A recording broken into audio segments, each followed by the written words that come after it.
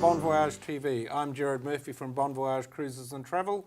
This is our TV show, and I'm ably assisted by Olivia Van Leerop. Hi, Olivia. Hello, how are you? I'm good. How are you? Good, I'm good. Braving this cold weather. Yes, but we're not as brave as you, because you went down to the mountain over the last week or so, and Mount Ruapehu. Yeah, we did the huge, big, long trip all the way down. It's what, 5 hours, I think. And then we got there and the mountain was closed for the whole weekend, basically. And down in Awakuni, it was sleeting the whole time, so we were just stuck indoors. So That we didn't makes it a bit unpleasant. Yeah, we did manage to get down to the chateau on the last day, and there was just so much snow and so many kids playing. So that was nice, you know, to play in the snow for a little bit. The snow always looks good, and I was thinking the other day when I saw one of those news things about the snow in the South Island, I thought, imagine if snow was, you know, warm like sand. It would be, the mountains would be totally popular. Everyone would be down there enjoying nice warm snow. Would it be the same? It wouldn't be the same, would it? Yeah, but if you could still ski on it and it was without the cold, it'd be fantastic. Yeah, well, you can kind of do that on big sand dunes. You can hop on, you know, surfboards and stuff and hoon down. I've never done that, but I have skied a bit, so I'd like to get back down to the mountain. But in Auckland particularly, we've had some pretty cold and wet weather. It's probably the wettest I can remember for ages. Yeah, it's been like it's like spring, hasn't it, for the whole winter? Spring? That's what it feels like. It's cold and wet. Yeah, that's what spring's like in New Zealand. No. How long have you been living here for? Don't destroy our... We're hoping for a good spring and I'm looking forward to it. It's getting lighter in the morning, so it's a bit better. But we're not here to talk about New Zealand and... no, we're here to talk about the rest of the world. The rest of the world. And recently we had some visitors over from East Coast USA. We grabbed a camera and went out and interviewed a few of them about their destination and why Kiwis should go there. So watch these.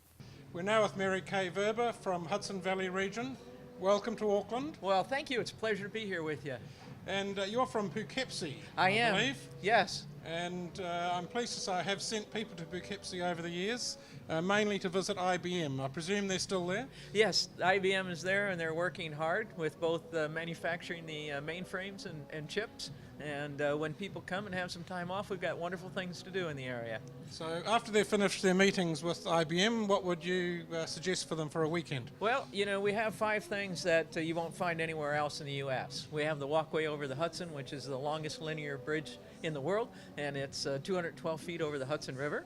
Okay. We have the home of Franklin Delano Roosevelt Museum and Library, 32nd President of the United States, and he's really had an impact on the world, so a lot of people love to visit that place. And if you like to eat, we also have the Culinary Institute of America, which is one of the greatest cooking schools in the United States, and there's 3 restaurants open for the public to visit. One is the Bocuse, which is French cuisine.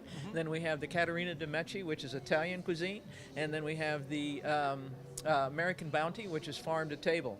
Because we're 90 minutes north of New York City, we're quite a rural area, and with that, we're a great growing area, so we have wineries and distilleries and breweries, but we're also a great place to go biking and hiking. Oh, good. Most New Zealanders imagine New York and even New York State as sort of one big city, so it's obviously not. So you mentioned 90 minutes from the city. Is it best by train to get out there? What do you recommend? It's by train, by boat, by helicopter, and by car. And so it's really easy. And if you have any hesitation after your visit to New York City and you're not sure you want to drive a car out of the city, well, you can take the train up to us, rent your car in Poughkeepsie, and then begin your tour of New York State after you visit the Hudson Valley. So it's also accessible by bicycle. So if you're a real biker and you want to bike out of the city, there's some easy roads coming up to the area. Okay. How long would that take you if you're reasonably fit?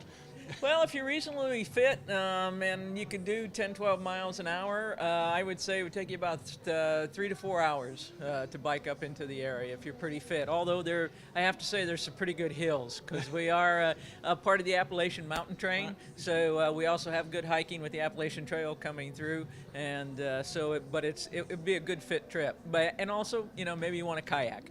So we're right off the train. You can be kayaking in the Hudson River in an hour and a half out of New York City. Sounds to me like we'll need more than a weekend. Oh, absolutely, absolutely. You know, I think a good 5 days in the area, depending on what you want to do, or if you want to mix it up and have a combination of activities with good food, good outdoor activities, and then or just plain relaxing. We're a great, safe area.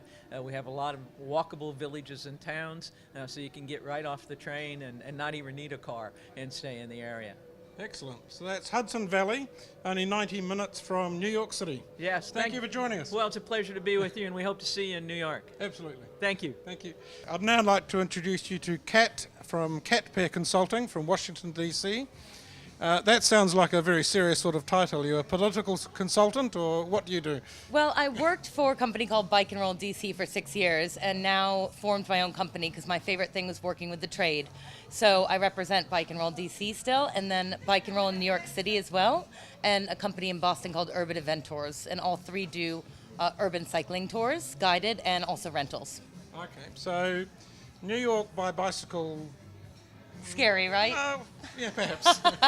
Well, the main thing that people are doing is biking in Central Park, which is, of course, closed. So there's no vehicular traffic. We do a 2-hour loop. And everybody wants to go to Central Park, but nobody really knows what to do when they get there. And there's so much history in the park that's what we're sharing when we're there. Well, I saw on television last night it was full of people catching Pokemon. Oh, yes, that is happening all over the place, I think. I'm not into that craze, but yeah. Neither am I. I don't really know what's going on there. I feel like it's 1996 again. So with the cycle tours, is it normally half a day? What's involved? Based on the city, there's several different tours, but generally they're 2.5 to 3 hours long. And I don't know, you're covering about 4 miles to 12 miles, depending on the city or the tour. And you're stopping multiple times, I presume, to take in the Exactly. sights and Exactly. Yep. So we're really using the bike as a vehicle to get from point A to point B and cover a lot of ground. So again, Central Park's pretty large. If you're just walking, it's going to take a long time to get from one place to the next to see what you like. Same in Washington, D.C. You're on the National Mall. It's about 2 miles from one end to the other. So it's easy to get from one place to the next on the bike and stop and talk about each little site as you get there. Would people need a good level of fitness, or are you pretty relaxed? No, not at all. Because we're stopping so often, it's really relaxed. We have tons of kids that are doing it, so families are coming. We do student groups all of the time. Again, you're only covering about 4 to 12 miles on these tours, and you're definitely stopping. And all 3 cities that we're in is relatively flat. And how many people on each tour? Depends. In DC and New York, we're doing one guide for every 15 people. If we have a larger group, we just split them up. And then in Boston, there's a little bit more street riding, so they do a guide ratio of 1 to 8. And if the group gets larger than that, they start adding guides. So in Boston, you're taking the street. So the big group, we'd have a group of 30 people with 3 guides. And are there any options to stop for lunch and meals along the way, or is it? Not on the guided tours, but we do offer rentals in all 3 cities. So if you do it like that, we give you a lock and a helmet, water, so you can stop at your leisure and pop into a museum or stop for lunch or do anything you like. So that comes with maps or apps, or? It does. Well, there are apps that you can download, but in each city we do have our own city map that we provide as well. Oh, cool. Yeah, and the customer service will tell you where to go or, make suggestions based on what you would like to do. And what sort of, if we're wanting just to rent the bike, what sort of price is that on? Oh, you can do it hourly or by the day, and the prices, again, based on the city, are ranging from about $8 an hour to $14 an hour. That's pretty good. And the tours? The tours are ranging from about $35 to $55, again, depending on the city and the tour that you're choosing. Well, I have undertaken some biking myself recently in Rome. We did it on our own. I got lost with my phone because I was holding it upside down, went the wrong way. But it is a great way to see the city. You're really in it. It really is. I'm not a cyclist, but I was a marketing person when I started working for Bike and Roll. And once I got on the bike and went to a meeting, I thought, I'm never walking again. This is just the easiest way. Even when it's hot in the summer, as it is back at home right now, it's midsummer, and people say, oh, it's too hot to bike. And I'm like, it's too hot to walk. You get there faster and you get a little breeze when you're going along and riding. So. Well, the good news for you is that we have a lot of biking in New Zealand. Yeah. And a lot of new trails being opened up. That's what I hear. And if you came out here outside right where we are now on Saturday morning, you'd see hundreds of mammals all over the place. I heard this about the mammals, yes. I also saw the cycle tracks, and they're beautiful. They're separated, and it looks gorgeous. Well, that one's only a week old, so... Well, I was here just in time. Just in time, so we have got some cyclists. We will aim to send you some. Fantastic. I would love that. Send them our way. Thank you for joining us. Thank you so much. See you.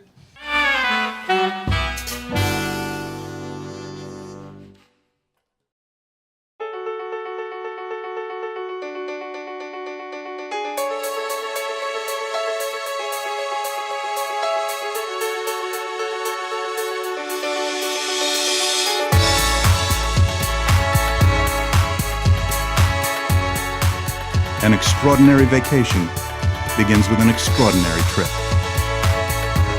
Celebrities Alaska. That's modern luxury. Ed and Vivo, we've got the biggest crush on Graham Norton. So we flew all the way to his place so he could have a crush on us. Graham Norton's own Sauvignon Blanc. Southern Hemisphere grapes meet Northern Hemisphere fab. While you've been watching those, we've been talking a little bit about East Coast USA, and you have been to New York.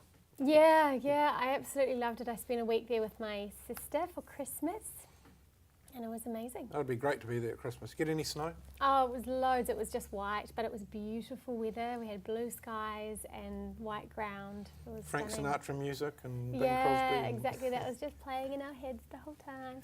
No, it was beautiful. And the people, I was really, probably the biggest thing I was blown away by was the friendliness of the people in New York. I hear that about New York. I haven't got there yet. Yeah.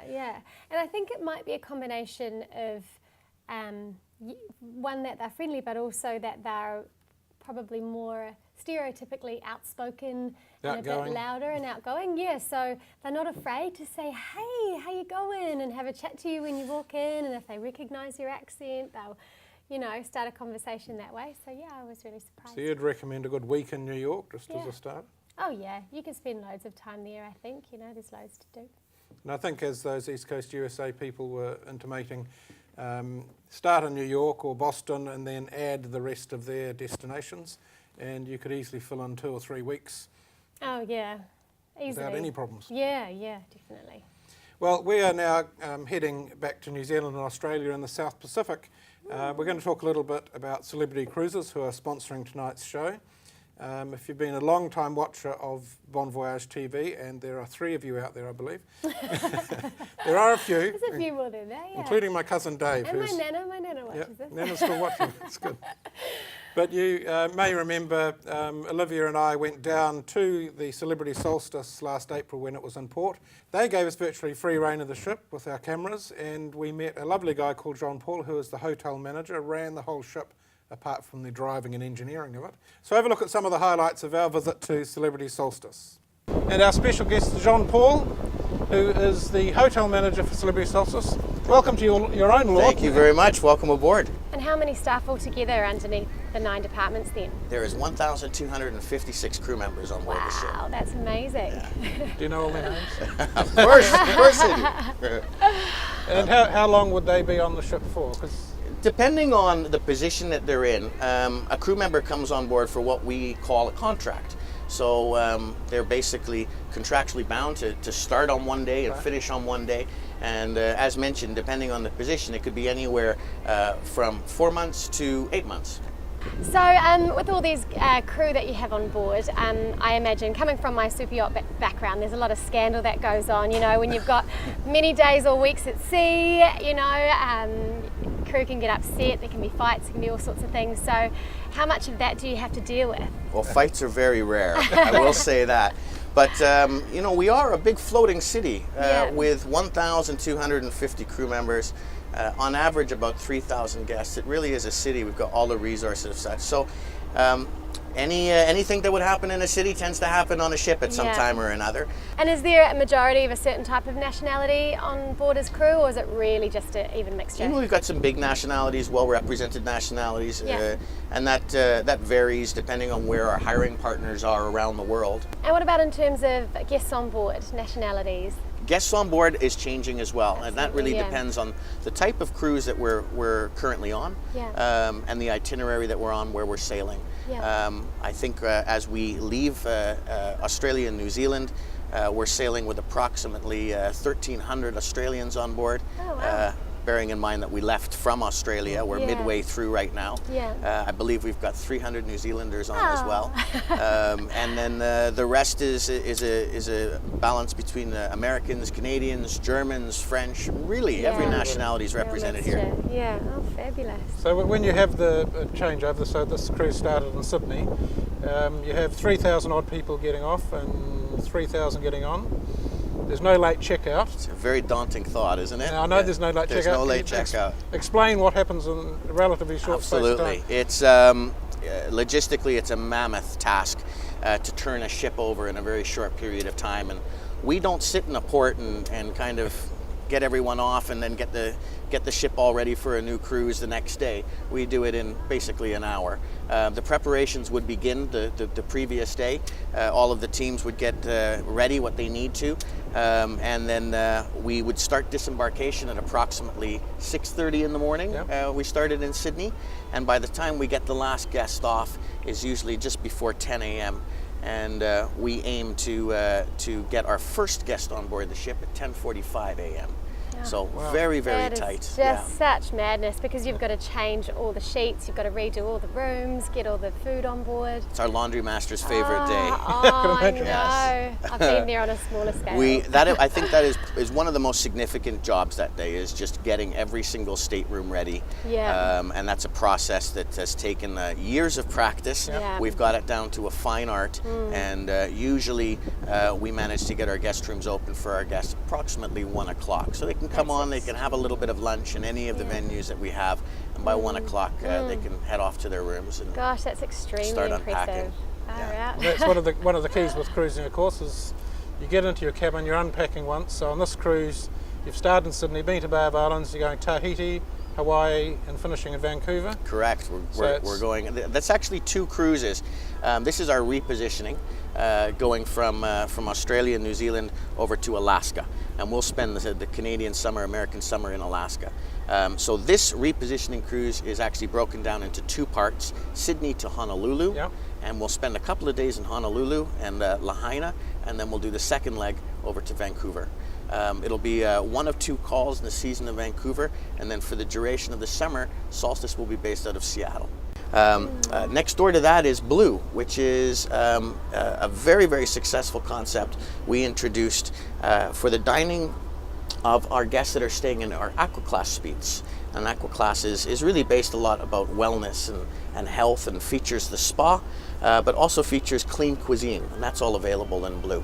Royal Caribbean, which is our parent company, Royal Caribbean and Celebrity, have built the world's largest production facility just outside of Miami, where we are developing 18 new shows over the next 18 months. So over the next year and a half, we'll start to introduce those shows to the ships and keep it all fresh and interesting.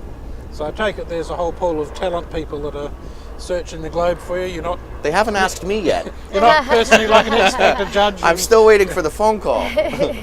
Any talent amongst the crew? Of course. It's amazing, with 1,300 crew.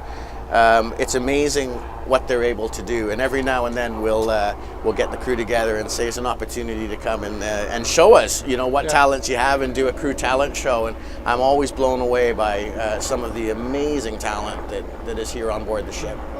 Have you got a personal highlight of ports, or? Well, I should tell you that my first season here, I was on the ship for its first season, and then left, and I was working on some other ships, and I requested to come back to Solstice because I had such an incredible time in Australia and New Zealand. So this is our 3rd season now. We love going through Milford Sound. It's got to be one of the most beautiful places on the planet. Personally, I've really enjoyed exploring the North and South Islands of New Zealand. Well, those were fun times, Olivia. Yeah, I loved that little sojourn. It was lovely. Well, the good news is Mark is trying to get us back on the ship. Oh, good. So we'll go down, and I've also said maybe we can take some Bon Voyage TV viewers and Ooh. you could shout us lunch. So we're working on that. We'll let you know if we can pull that off. Oh yeah, watch this space. Cool. And now, so of course the special of the day must be Celebrity Solstice. It is, and there are 3 longer cruises that I've picked out. Celebrity Solstice is coming down from Alaska via the Pacific, comes into Sydney, and we've got 2 cruises from Sydney up to Singapore, and they go via Brisbane, Airlie Beach, Cairns, Darwin and Bali. So it's called the Australian Coast and Bali Cruise. So it goes up from Sydney to Singapore on the 8th of October and then heads back on the 31st of October, does the same itinerary in reverse. So we've got 2 specials on that. Inside cabins from 4,295, ocean views just a little bit more at 4,975, or if you want your private veranda, 5,495, and with that you get $150 to spend on board. Singapore to Sydney pricing. Inside cabins are from just 4,695.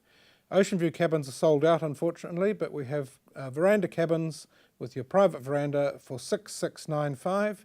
And you again get $150 per person to spend on board.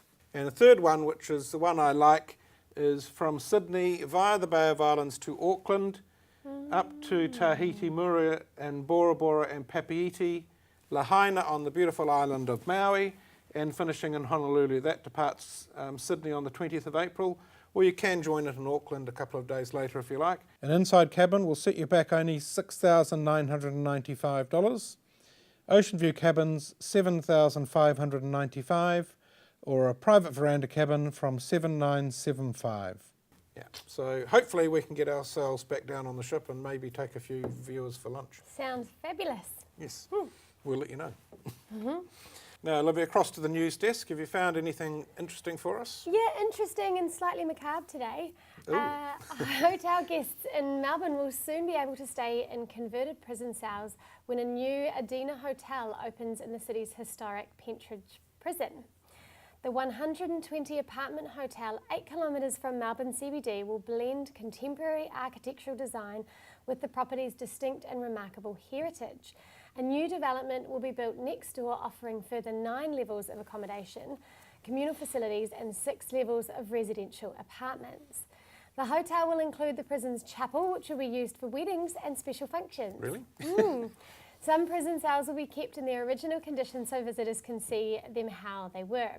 The developers say that they have taken inspiration from similar projects in the US and UK and have readapted jails into beautiful accommodation, paying tribute to the past by repositioning them for the future. Opening date is set for 2020, pending necessary planning approvals. So how would you feel about staying there, Jared? It doesn't appeal to me because I've got a strange, I don't know. I just think people who convert old churches into houses and batches and things like that, I think there's been funerals and dead people, and in a prison there's bound, in that prison particularly because it's so old, there's bound to have been executions and all sorts of weird things going on. It just, I think they'd be haunted, frankly. Yeah, I'm a little bit the same. Yeah, I'd like to go and explore those areas and see them, but to actually spend a night there, I think I'd get a bit spooked. We'll let you know closer to opening. Okay, and to Canada, a special note of warning to Kiwis wanting to travel to Canada. From October, all travellers will need to apply for an electronic travel authority. Up until now, Kiwis could pretty much travel to Canada with nothing more than a passport.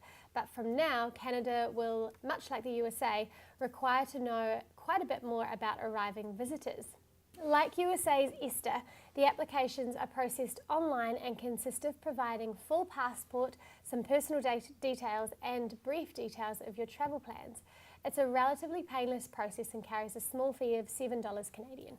But it is compulsory, and if you don't have one when you check in, you won't be travelling. Yes, and that's something to look out for because next week I'm going to talk about a terrible travel advertisement for an online travel company that says travel agents aren't as good as they are. Because some of those online people will let you buy your ticket to Canada or USA, not even tell you need these documents. Yeah, exactly. And you get to the airport and they then start saying, well, yes, we can do them. You're now under a lot of pressure. You've got to pay the money to do it, and it's not good. Yep, I certainly would have known. I've gone through Canada many times, and it's always been so easy, so I wouldn't have. Yeah, so a lot of these things are coming in, but this one's not too bad. The main thing is to make sure when you're doing your online applications that you do it with the official websites. For example, the US one is $14. That's if you do it on the Department of Homeland Security's website. But there are many other agencies that will process the same thing for you, but it can cost you $90 US. So Oh, wow. just be careful when you do it. Yeah, yeah. In other words, just come to you. That's right. And lastly, have you ever been running late for a plane? I've been so late Yeah. on one occasion that going through the X-ray machines at LA Airport, they were calling out my name and I had an armed guard escort me. Oh. I said, wait, I just put my shoes on. He said, you don't have time to do anything. Oh my God. I was the last person on the plane. They closed the door and we took off. Yeah, wow. Wasn't my fault. Well, I've been closer. I've actually missed multiple flights. But this guy, I think, he takes the cake. Yeah, he does. So, a Ryanair passenger literally running to catch his plane, but with a difference. This guy is running across the tarmac at Madrid airport. Surprisingly, he made it on board. The man jumps from the air bridge to the ground carrying 2 pieces of hand And that's luggage. quite a height. It's a wonder he didn't break his leg for a start. Yeah. Yes, carrying 2 pieces of hand luggage in a desperate attempt to catch up. He then attempts to try to hop onto an airport vehicle but is refused. Wearing a green t-shirt and dark shorts, he runs from the terminal building towards the plane carrying 2 pieces of luggage. It's been revealed the Bolivian national is now facing a hefty fine. Not surprising. No. A civil guard spokesman in his destination, a Spanish island off the coast of Africa, said he was stopped when he reached his destination and reported for an airport security infraction. The spokesman said he breached a range of security measures when he saw he was going to miss his flight, and despite the efforts of ground personnel to stop him, managed to run across the tarmac as the plane was preparing to taxi out to the runway. Even more amazingly, he wasn't arrested, but he was identified so his name could be passed to Guardia Civil officers in Madrid for them to take the appropriate action. They didn't manage to identify him in Madrid. The pilot presumably agreed to let him on board because he had a boarding pass, but he was lucky as he could have easily been mistaken for a terrorist with all the consequences that come with that. A spokesman for the Spanish Airports Authority said the unnamed offender had broken the fire alarm in an apparent diversionary tactic. It is definitely a first for Madrid Airport. Yes, well, the thing that I find intriguing, the video cuts off before it happens, but why did the pilot stop the plane? Obviously get some stairs for him or a ladder or something or a rope and pull him up. Yeah. Why would they bother? I don't a bit know. strange. It makes me think he's probably a lovely guy. Maybe the pilot was just like, look, this guy obviously really needs to get to Madrid. I wonder what he had on there, because that's crazy. But it does make you wonder about the security at some of these airports. It's a bit bizarre. Wow, yeah. Yeah. But never mind, amazing. security is really tight here. Yeah. No one's ever tried to break in or break out. Now, if you need to know any more about anything we've had on tonight's show, particularly things like passports and visas and all those regulations that may get you in a spot of bother, make sure you see us, Bon Voyage Cruises and Travel, or a reputable travel agency if you can't see us. But call us at Bon Voyage Cruises and Travel, which is 0800 Bon Voyage. Check our website, bonvoyage.co.nz, or watch the show regularly. You'll and learn we'll lots. keep you up to date. So we've got to go now, but in the meantime, Bon Bon voyage. voyage.